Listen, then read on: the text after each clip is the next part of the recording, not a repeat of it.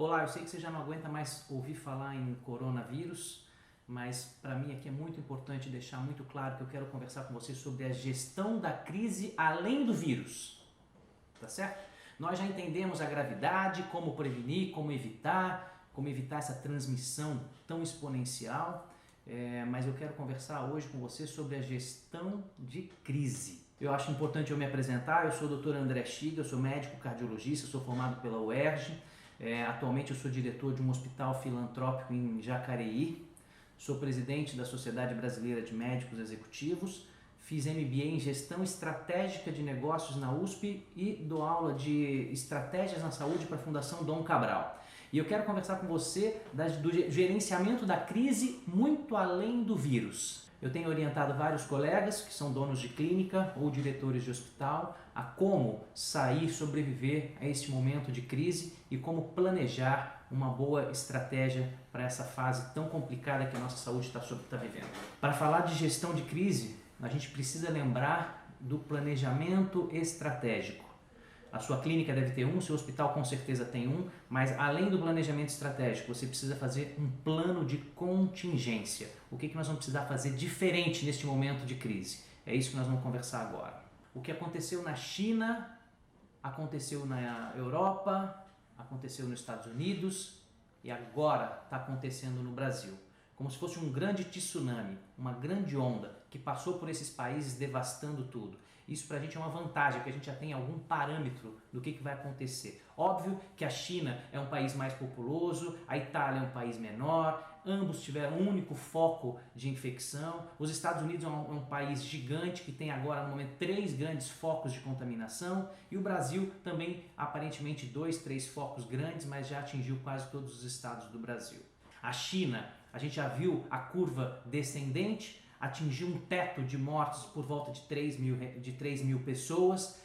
Na Itália esse número já ultrapassou e a gente não pode afirmar que aqui no Brasil o teto vai ser igual ao da China ou igual ao da Itália. Isso é um grande ponto para a gente começar a pensar. A primeira questão que eu quero tocar aqui é uma divisão de grupos. Para mim existe claramente 2 grupos. Um acreditando realmente que a mídia está exagerando, que usar máscara é um exagero total e que só os velhinhos vão morrer. E o outro grupo, por outro lado, achando que é o fim do mundo, que é o apocalipse. Esse segundo grupo normalmente está relacionado a pessoas que moram na Europa. Até minha irmã, que eu não falava há algum tempo, me ligou da Inglaterra preocupado. Os nossos amigos da UERJ, o nosso grupo do WhatsApp da faculdade, alguns já viram colegas morrendo, pessoas da própria equipe ficando doentes. As pessoas aqui em São Paulo, 80 quilômetros de onde eu moro, que é São José dos Campos, pessoas já estão morrendo. Esse grupo acredita fielmente que a crise já chegou e que é muito grave. O meu objetivo aqui é tentar olhar a situação um pouco mais de longe, além do vírus. É muito claro para mim que existe um grande gap, um grande distanciamento entre os números reais e os números que são notificados pelo Ministério da Saúde. Primeiro, em alguns países existe o teste rápido, que vai chegar no Brasil daqui a alguns dias, um teste que leva 3 a 10 minutos para ficar pronto. Mas o que nós estamos usando hoje é um teste que leva 7 a 10 dias para ficar pronto. E o Ministério da Saúde deixou muito claro que é para realizar esses exames apenas nos pacientes graves e, consequentemente, os pacientes que estão internados. Com isso, a gente sabe que pacientes com quadros graves estão sendo notificados e, além disso, leva uma semana para a gente ter a confirmação do resultado. Mas existem muitas pessoas que estão com quadros leves que estão aí circulando e contaminando cada vez mais pessoas. Então, óbvio que o isolamento social é uma medida muito eficiente, porque senão vai acabar sobrecarregando os serviços públicos e os serviços particulares também. Todos vocês já viram aquela curva, se muita gente procurar o hospital ao mesmo tempo, esse é um dos principais problemas, onde vai sobrecarregar, vai faltar leito nos hospitais, vão faltar leitos nas UTIs. Isso é claro e evidente que a gente precisa esticar essa curva. As pessoas vão ser contaminadas? Vão, mas a gente tem que evitar que muita gente vá ao hospital de uma vez só. Agora, voltando à analogia da onda, imagina que realmente é um tsunami. Essa onda passou pela China, passou pela Europa, passou pelos Estados Unidos, chegou no Brasil. Existe um grupo de pessoas que está em pânico, consumindo tudo que há de informação sobre o coronavírus na internet, no Face, nos grupos do WhatsApp. Umas coisas são verdadeiras, outras não, mas a pessoa entra em pânico achando que realmente tudo vai acabar. Existe aquele grupo que nega a gravidade da situação e ainda tenta tumultuar. Cria memes, cria fake news, panelaço na janela. Eu não sou nada contra a reivindicação, mas ir reivindicar o impeachment de um governo, por exemplo, numa situação emergencial como essa, é querer desviar o foco. Isso não faz o menor sentido. E existe o terceiro grupo, que é aquele grupo que está no olho do furacão, que vai precisar tomar ação, atitude. A solução está na mão deste grupo menor. Pessoas que vão ter que reagir inteligentemente, vão ter que ver essa crise, olhar a crise de frente, vão ter que pensar, planejar e agir de uma maneira muito estratégica. A gente precisa encarar essa crise de frente. Se por um lado a crise parece uma grande onda gigante, imagina que você que tem uma clínica ou você que está dirigindo um grande hospital, você está pilotando um grande navio. Se a onda pegar o seu navio de lado, o seu barco vai tombar. Então, inevitavelmente, a gente precisa pegar a onda de frente, o navio precisa cortar a onda de frente. Como fazer isso? Primeiro, revendo o plano estratégico do seu hospital e criando um comitê de crise. Esse comitê de crise, a minha sugestão é que você tenha uma segmentação num comitê, numa parte estratégica e uma parte tática operacional. Você vai criar um plano de contingência, que obviamente vai levar em conta todo o seu planejamento estratégico, mas você vai ter que criar planos que vão ter que ter ações mais rápidas e emergenciais. Se você já viu um navio, não adianta o piloto frear o navio, porque ele vai levar ainda horas para estacionar. E não adianta ele simplesmente virar o manche achando que ele vai fazer uma curva radical. Não. Tudo que se tomar de decisão agora vai impactar em 3, 4, 5, 6 dias. A diferença da curva da Itália para a China provavelmente foi 1 ou 2 semanas que demoraram para tomar algumas ações. Então você que é dono do hospital, saiba que se você adiar algumas decisões hoje, uma semana de atraso nas suas decisões podem impactar no negócio e na vida das pessoas muito mais do que uma semana só. Às vezes 2, 3, 4 meses para você conseguir recuperar as perdas que vocês vão ter agora por ter adiado algumas decisões. Sun Tzu, da Arte da Guerra, já dizia 500 anos antes de Cristo: se você conhece o inimigo e conhece a ti mesmo, não precisa temer 100 batalhas. Se você conhece o inimigo, mas não conhece a ti mesmo, você para cada 100 vai perder 50. Agora, se você não conhece o inimigo e nem conhece a si mesmo, você vai perder todas as batalhas. Então, isso é a máxima da estratégia. Você precisa conhecer a si mesmo, conhecer a sua estratégia, conhecer o seu hospital e conhecer o inimigo, conhecer a crise. Para quê? Para orientar o seu plano de ação. Existe uma ferramenta chamada 5W2H e aí você cria um plano de ação principal de contingência, talvez um plano B e talvez até um plano C. É a velha matriz SWOT. Não sei se você se lembra, de um lado tem o ambiente interno, onde depende dos seus pontos fortes e dos seus pontos fracos, do seu próprio hospital ou da sua própria clínica. E do outro lado, o ambiente externo, que são as ameaças e as oportunidades. Então, para a gente fazer assim uma resumida nessa situação, imagine os pontos fortes que o seu hospital tem para enfrentar essa crise. Um dos principais pontos fortes é que as nossas equipes já estão treinadas e capacitadas para situações de emergência. Nós já estamos acostumados a trabalhar com protocolos, processos. Nós estamos acostumados a trabalhar com a dor, com o sofrimento e estamos acostumados a encarar a morte de frente. Coisa que se tivesse na mão de outros grupos de negócio, talvez já tivessem entrado em pânico, porque não é fácil ver pessoas morrendo e as pessoas estão morrendo na nossa frente. Então, isso é um ponto forte que os hospitais têm para encarar crises desse tipo, dessa magnitude. Mas, por outro lado, também temos pontos fracos. E quais são os pontos fracos? Primeiro, nós temos um número limitado de leitos. A nossa equipe é limitada em número, tanto médico como enfermeiro, como profissionais de gestão, como as pessoas que fazem a limpeza dos hospitais. E se a gente tem uma demanda dobrada ou triplicada, isso é um ponto fraco, porque às vezes a gente tem dificuldade para repor e adequar a quantidade de pessoas. Nós temos um número limitado de leitos, nós temos um número limitado de UTIs, nós temos números limitados de respirador. Então essa limitação são pontos fracos do nosso próprio hospital. Normalmente a gente faz compras no hospital por série histórica. Agora, como que você vai ter que recalcular rapidamente o quanto você vai gastar a mais de luva, máscara, de equipamentos de segurança? Isso está fora do nosso dia a dia. Isso é uma ameaça interna e é por isso que esse comitê de crise, esse comitê pode rapidamente se reestruturar. Agora, e o ambiente externo? O que nós temos de oportunidades? A gente sempre escuta falar que na crise, se você não morre, ou você cresce ou você pelo menos aprende alguma coisa. Sem dúvida eu acredito nisso, que nas crises nós temos grandes oportunidades de crescer e de aprender. As pessoas estão voltando a pensar nos propósitos mais puros da sua vida, as pessoas estão voltando para si mesmas e cuidando da própria família. Por outro lado, um lado positivo dessa história é que a mídia está realmente ajudando na divulgação da gravidade da situação. O Ministério da Saúde está orientando muito bem em relação aos riscos, em relação à importância do isolamento social. O Ministério da Saúde está nos direcionando em relação às diretrizes de diagnóstico, de notificação e também de tratamento. Então isso é um ponto positivo do ambiente externo. Essas são as oportunidades que nós temos.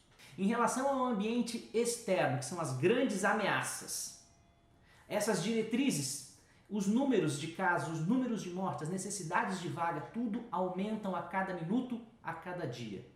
É impossível de prever o tamanho dessa onda. Seria muito bom se a gente pudesse saber que o teto de mortes vai ser igual ao da Itália. A gente não tem como saber isso. Pode ser menor, mas pode ser muito maior. É uma ameaça totalmente externa. Esse comitê segmentado, estratégico e tático, ele vai ter que enxergar rapidamente isso. Por exemplo, nós precisamos no comitê de emergência ter claramente dividido o grupo tático e o grupo estratégico. Como medidas estratégicas, vou dar alguns exemplos aqui. Decisão de, por exemplo, fechar alguns serviços de rotina, cancelar cirurgias eletivas, abrir um pronto-socorro específico para casos respiratórios, separando o grupo de sintomáticos respiratórios da população geral que vai para um pronto-socorro normal. Fechar os serviços de rotina, por exemplo, de endoscopia e colonoscopia, que propiciaria a abertura de leitos emergenciais de uma UTI, por exemplo. Isso são questões e são decisões estratégicas. Pegar o pessoal administrativo que possa trabalhar em casa como home office também é uma decisão estratégica. E no plano tático, direcionar as recepcionistas, direcionar as enfermeiras, os técnicos das alas que foram desativadas para esse pronto-socorro respiratório, por exemplo, ou para ampliar leitos. Orientar a equipe de engenharia que um respirador pode, em casos emergenciais, ventilar 2 até 4 pacientes simultaneamente. Coisas que no momento normal a gente nunca faria, mas isso existe a possibilidade numa fase muito mais avançada, onde os números de respiradores sejam limitados, por exemplo. E ter um grupo desse operacional tático muito atento a todas as novas normas e diretrizes da Secretaria de Saúde e do Ministério da Saúde, trazendo para o grupo estratégico já mastigado essas informações, para facilitar na tomada de decisão e na mudança e no ajuste dos planos de contingência. Agora, eu quero falar com você sobre o intangível, que pessoas vão se contaminar, que pessoas vão morrer, isso a gente já sabe, isso está quase que inevitável, está na nossa cara. Uma taxa de 1 a 4% de mortalidade depende do público que você está medindo.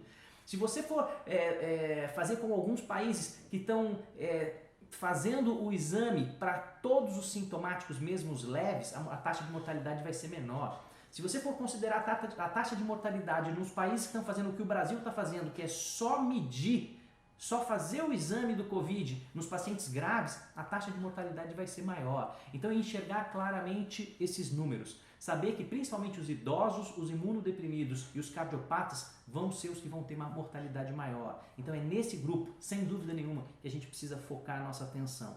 É óbvio que o isolamento social é, num estágio inicial, imprescindível. Mas a minha pergunta é, até quando? Até quando nós vamos conseguir ficar isolados? Até quando os negócios vão poder ficar parados? Até quando? O fechamento dos comércios, o fechamento das empresas, os fechamentos das clínicas. E aí eu te pergunto, quem está fazendo essa conta? Imagina que os cardiologistas estão fechando os consultórios. Quantas pessoas pode ser que tenham infarto em casa e vão ter que ir para um pronto-socorro e vão atrasar a ida ao pronto-socorro porque sabem que vão chegar lá e o pronto-socorro vai estar cheio de casos mal definidos respiratórios? Quantas pessoas podem ficar sem receita médica ou sem monitorização da pressão e aí aumentar o caso de AVC, por exemplo? Quantas pessoas, por terem consultórios adiados, vão ter diagnósticos de câncer, por exemplo, atrasados? Parece simples, mas simplesmente um atraso de 2, 3 semanas num diagnóstico de câncer pode mudar totalmente a sobrevida da pessoa. A pessoa pode inclusive perder a possibilidade de terapêutica. Então eu não estou aqui vindo falar que nada contra o isolamento, eu estou aqui falando que a gente precisa começar a se preocupar com o isolamento indefinido. Ninguém está falando sobre isso, eu estou entendendo que a gente está numa situação emergencial, mas esse sentimento de que as coisas estão paradas e vão ficar paradas por ninguém sabe por quanto tempo, isso é desesperador e a gente precisa pôr na ponta do lápis. Quantas pessoas vão morrer, não do coronavírus, mas por outros motivos, porque várias clínicas estão fechadas, por exemplo. Isso se chama lockdown. O lockdown indefinido é que desesperador, cria uma angústia. Empresários vão infartar por causa disso. Os países de primeiro mundo, o governo está se propondo a pagar de 70% a 90% do salário das empresas para as empresas que se comprometerem a não demitir funcionários. E no Brasil, como nós vamos fazer?